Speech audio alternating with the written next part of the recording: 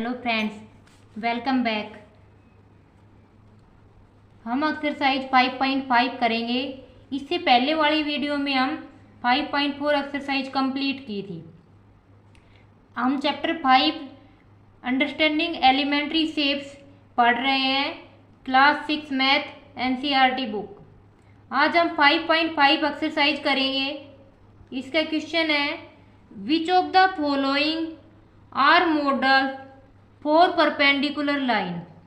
कि इसमें जो दे रखा है इनमें बताना है कि परपेंडिकुलर लाइन का कौन सा एग्जाम्पल है। तो फर्स्ट ऑफ ऑल हमें ये पता होना चाहिए कि परपेंडिकुलर लाइन होती क्या है। इस चैप्टर के इंट्रोडक्शन में मैंने समझाया था परपेंडिकुलर लाइन क्या होती है।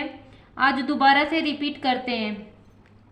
तो कोई भी चैप्टर करने से पहले उसकी इंट्रोडक्शन वाली वीडियो देखनी बहुत ही ज़रूरी होती है, क्योंकि उसमें बेसिक बातें समझाई जाती हैं।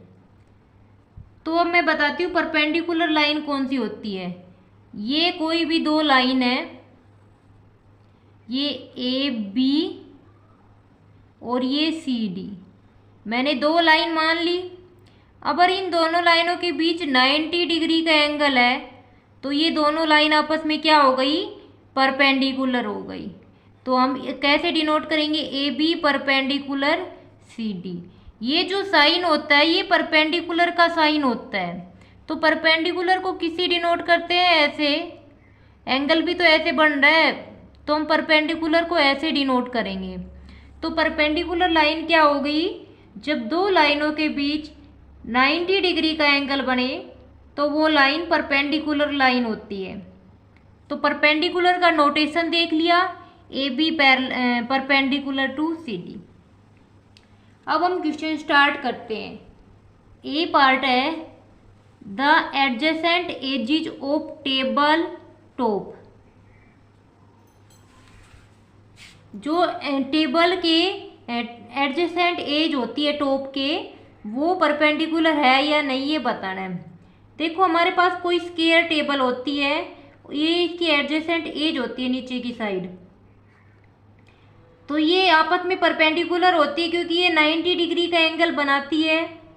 तो अगर स्क्वायर टेबल है, रेक्टेंगल टेबल है, तो उसकी तो क्या हो जाएंगी, एजिज परपेंडिकुलर हो जाएंगी।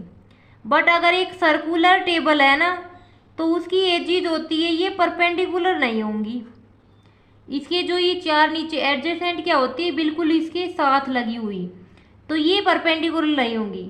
तो ये क्या होगा, the adjacent edges of table top. हमारे टेबल का टॉप ये है, हमने मान लिया कि ये स्क्वायर है, और इसकी एडजेसेंट एजिज कौन सी हो जाएंगी, जो इसके बिल्कुल साथ लगी हुई होती है। तो एडजेसेंट एजिज हो गई ये, एडजेसेंट एज हो गई, और इसमें क्या हो गया, टेबल टॉप के साथ ये 90 डिग्री का एंगल बना रही है। तो क्या ये परपेंडिकुलर है, हमारा आंसर क्या हो जाएगा, yes. B part, line of railway track. Railway track की लाइन परपेंडिकुलर है या नहीं ये बताना है।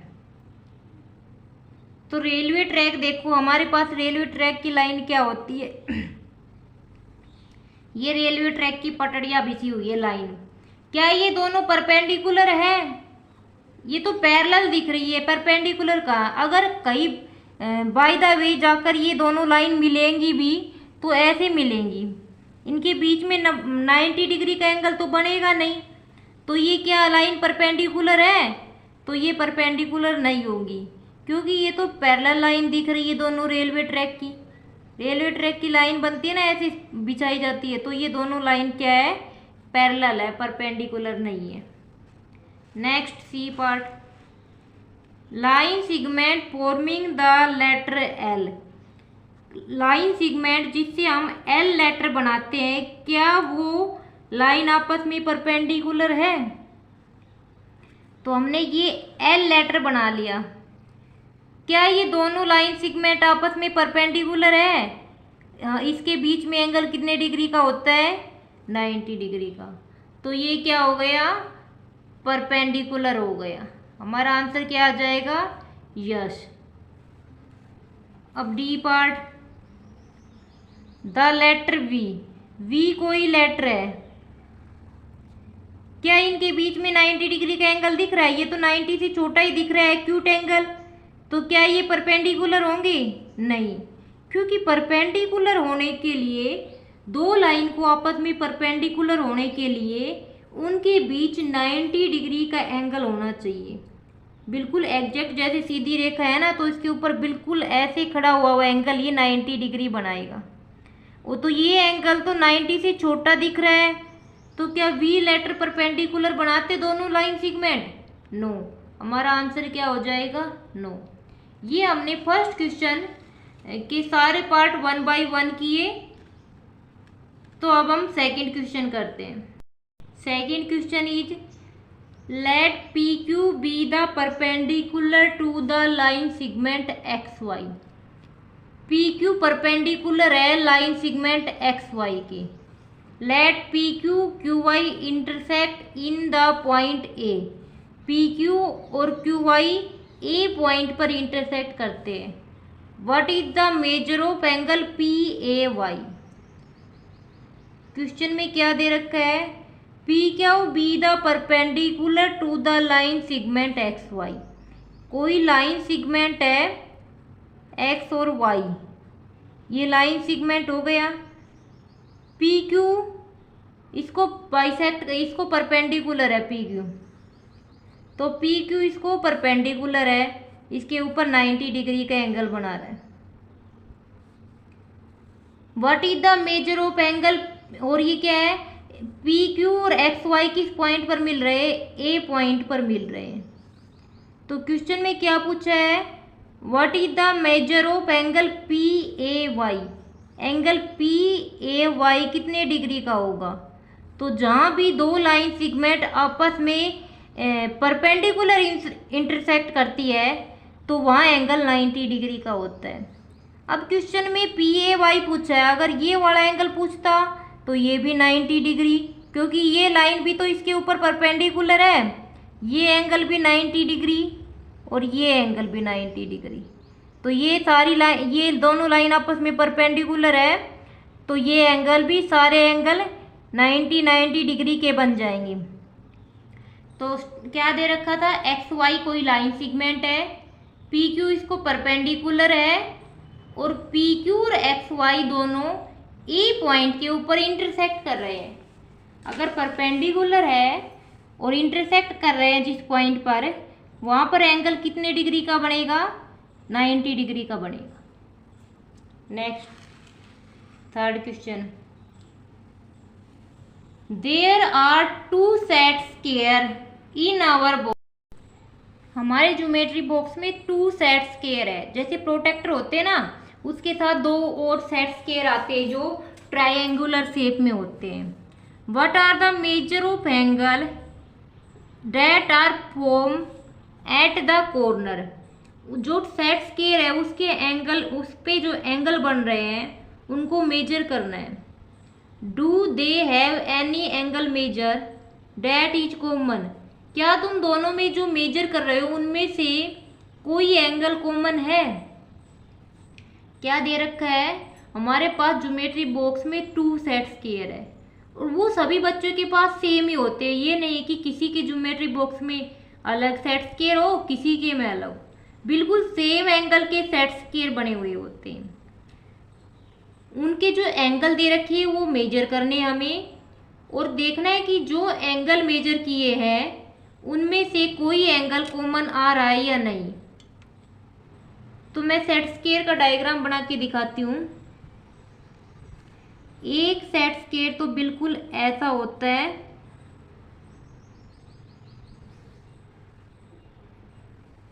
और एक वाला सेट स्क्वायर ऐसा हो गया। ये दो सेट स्क्वायर हमारी ज्योमेट्री बॉक्स में दिए हुए होते हैं। तो ये एंगल तो दोनों क्या होते हैं?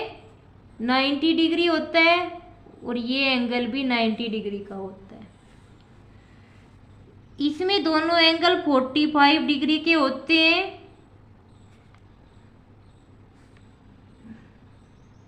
ये 30 का और ये 60 का।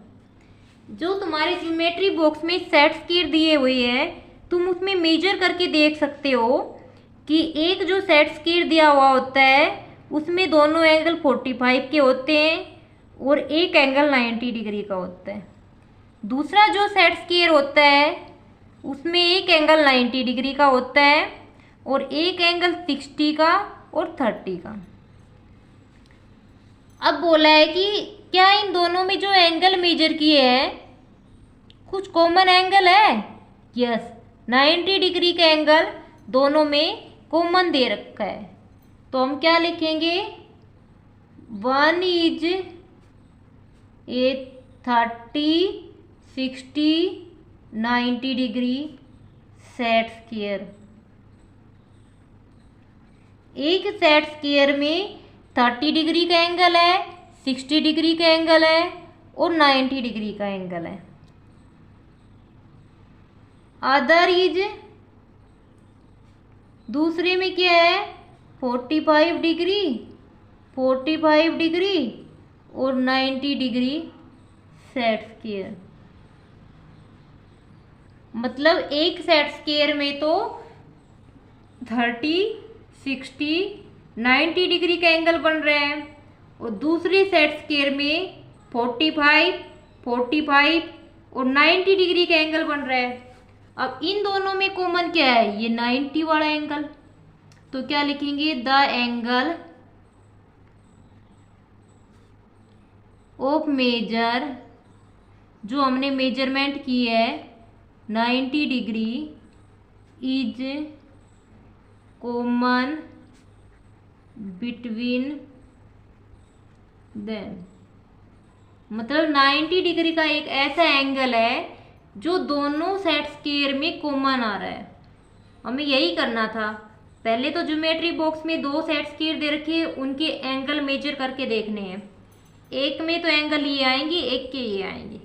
मैंने बता दिया एक में तो 30, 60 और 90 डिग्री के एंगल बनते हैं और दूसरे में 45, 45 और 90 डिग्री का एंगल बनता है। तो कॉमन क्या है? 90 डिग्री का एंगल दोनों में कॉमन है। तो थर्ड क्वेश्चन हो गया। अब हम नेक्स्ट क्वेश्चन करते हैं। Next question, study the diagram. जो डायग्राम दे रखा है उसकी स्टडी करनी है। The line L perpendicular to M. हमारे पास ये कोई लाइन है एल, ये परपेंडिकुलर किसके है? एम के। ये दोनों लाइन आपस में क्या है? परपेंडिकुलर। ये दोनों लाइन परपेंडिकुलर दे रखी है हमारी और हमें इसको डायग्राम को देख के बताना है। जो भी हमारे पॉइंट दे रखे हैं उसको देख के बनाना है कि कौन कौन से जो स्टेटमेंट है वो राइट है या रॉन्ग है। पॉइंट दे रखे हैं ए, बी, सी, डी, ई, एफ, जी, एच। ये सारे इस एल लाइन के ऊपर पॉइंट दे रखे हैं। ए, बी, सी, डी, ई, एफ, जी, एच। और सारे पॉइंटों में गैप देखो कितने का है? 1 का गैप है, 1 यूनिट का। इसमें भी कितना गैप है? 1 यूनिट का। इसमें कितना गैप है? 1 यूनिट का। मतलब दो पॉइंट के बीच कितना गैप है? 1 यूनिट का गैप है। अब हम इसका क्वेश्चन स्टार्ट करते हैं। पहला पार्ट है, इज सीई इक्वल ईजी। क्या सीई ईजी के बराबर है? अब सीई देखो कितना है? सीई 1 और 2। कितने यूनिट का गैप है? 1 और 2। तो सीई कितना हो गया? 2 यूनिट। पीछे हम 2 सेंटीमीटर भी लिख सकते हैं, कुछ भी नोटेशन दे सकते हैं। बस हमें पता है इनके बीच में 1 गैप तो ये हो गया और 1 गैप ये हो गया। अब ईजी कितना है?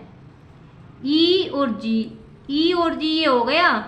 ईजी कितना होगा? 1 और 1 2 यूनिट हो गया। अब क्या सीई बराबर ईजी है?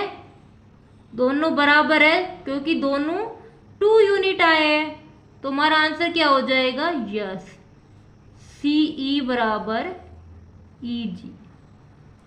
हमारा आंसर ये हो जाएगा कि सीई ईजी के बराबर है। नेक्स्ट पार्ट में क्या दे रखा है? B part, does PE bisect CG, क्या PE CG को बाइसेक्ट करेगा? PE का है, PE ये रहा, PE बाइसेक्ट CG। बाइसेक्ट का मतलब है कि दोनों साइड बराबर डिस्टेंस रहे। अब हम CG बना लेते हैं, CDEF और G। ये क्या है? 3 4 5 6 7। क्या PE, ये क्या है? P, क्या जो ये PE है इस CG को बाइसेक्ट कर रहा है? तो PE जो हमारी लाइन है ये CG को बाइसेक्ट करेगी अगर CE बराबर EG आ जाए। अगर दोनों साइड, बाइसेक्ट का मतलब क्या होता है? लाइन को दो बराबर हिस्सों में बांट देना, इधर भी सेम डिस्टेंस और इधर भी सेम डिस्टेंस। तो इधर कितनी डिस्टेंस है? 1 2, और इधर कितनी डिस्टेंस है? 1 2। दोनों साइड क्या है? बराबर डिस्टेंस है। अगर बराबर डिस्टेंस है तो यस, PE बाइसेक्ट CG। नहीं, CG था ना ये। क्या PE CG को बाइसेक्ट कर रहा है? तो यस, PE बाइसेक्ट CG, क्योंकि PE CG को दो भागों में तब तोड़ेगा तब दोनों साइड की डिस्टेंस बराबर हो, और दोनों साइड की डिस्टेंस कितनी है? 2 यूनिट हो गई। तो CG PE CG को बाइसेक्ट कर रहा है। Next question, C part. Identify any two line segment for which PE is perpendicular bisector. हमें कोई दो लाइन सेगमेंट बतानी है कि कौन कौन सी दो लाइन सेगमेंट है जो PE को perpendicular bisector, which PE is perpendicular bisector, जिसको PE परपेंडिकुलर बाइसेक्टर कर रहा है। तो हमें कोई भी दो लाइन सेगमेंट ढूंढनी है। तो बराबर, एक तो देखो परपेंडिकुलर होना चाहिए, 90 डिग्री का एंगल होना चाहिए, और दूसरा क्या है? बाइसेक्टर मतलब दोनों साइड बराबर डिस्टेंस होनी चाहिए। तो मैंने ये डायग्राम बनाया, जितना हमारा यूज होता है उतने में समझाएंगे हम। तो हमें क्या करना है? दो लाइन सेगमेंट बनानी है विच PE is perpendicular bisector. Perpendicular तो है ही PE, बाइसेक्टर मतलब कि इस साइड भी सेम गैप होना चाहिए और इस साइड भी सेम गैप होना चाहिए। तो DF PE DF को परपेंडिकुलर बाइसेक्टर कर रहा है, क्योंकि क्या हो गया? DF कोई भी देखो लाइन है और PE इसको परपेंडिकुलर भी है और बाइसेक्टर मतलब दोनों साइड सेम डिस्टेंस है। तो एक तो क्या हो गया? DF। दूसरा क्या है? C और G, CG आ गया। अब इधर कितना गैप है? 2 का, और इधर भी क्या है? 2 का गैप है। तो गैप भी बराबर, दोनों साइड डिस्टेंस भी बराबर है और परपेंडिकुलर भी है। तो एक लाइन क्या हो गई? CG। कैसे पूछी थी? दो लाइन सेगमेंट बतानी थी। एक लाइन सेगमेंट तो क्या हो गया? DF, क्योंकि PE इस पर परपेंडिकुलर भी है और बाइसेक्टर भी कर रहा है, दोनों साइड सेम यूनिट है। फिर CG हो गया, क्योंकि PE इसको परपेंडिकुलर है और इस साइड भी 2 यूनिट का है और इस साइड भी 2 यूनिट का है, तो बाइसेक्टर भी हो गया। तो ये हमारा C पार्ट कंप्लीट हो गया। अब हम नेक्स्ट पार्ट करेंगे, D पार्ट। D पार्ट में क्या दे रखा है? Are they true. जो डायग्राम दे रखा है उसकी हेल्प से बताना है कि जो पूछ रखे हैं वो ट्रू है या नहीं, यस और नो में आंसर देना है हमें। डी पार्ट क्या है? Are they true?